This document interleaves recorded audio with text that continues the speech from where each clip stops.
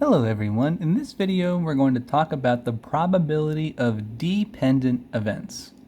So how does this differ from the probability of independent events? Remember, for independent events, the occurrence or the outcome of the first event does not affect the probability of the second event. For dependent events, it's the exact opposite. The occurrence of the first event does affect the probability of the second. So we're still going to multiply the probabilities together. But what's interesting is that for the second one, it's going to be the probability of the second event after the probability of the first event. So let's look back to those vowel tiles that we had in the last problem. We had the letters A, E, I, O, and U, and the numbers were 4 A's, 3 E's, 2 I's, 4 O's, and 2 U's. So here's how dependent events differ from independent events. We select one of these letters, set it aside, and then pick another one. Let's try this. Let's find the probability without replacement of choosing the letter A and then the letter E. So in total, there were 15 tiles. Let's bring this down for this. So of those 15 tiles, 4 of them are A, and we're doing this without replacement.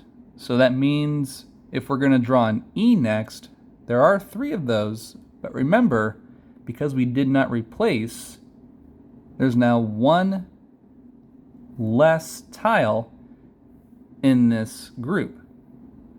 So multiplying these two together, that gives me 12 over 210. And writing this in lowest terms, dividing these both by 6, you will get 2 over 35. That's how we know that we're dealing with dependent events. It'll be problems that involve without replacement. So you take it and you set it aside, and then you draw again. Let's look at another example right over here. Here we have a bag of marbles that contains 3 red, 2 green, and 5 blue. We pick the second one without replacing the first one. That's key to let you know that we're dealing with dependent events. Probability of red, then blue.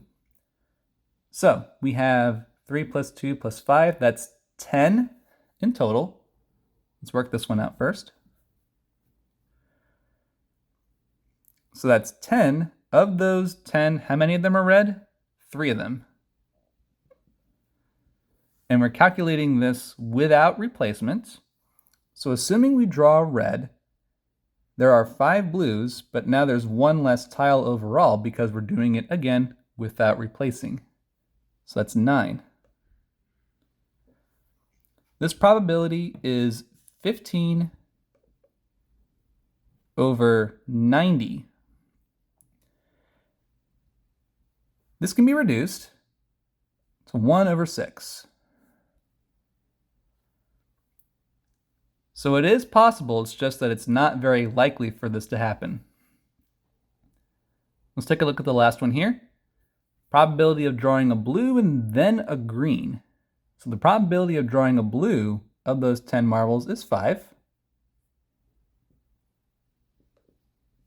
Now this marker is almost gone. That's fine. And then the number of green is 2 out of 9. So that's 10. over 90. And in lowest terms, 1/9.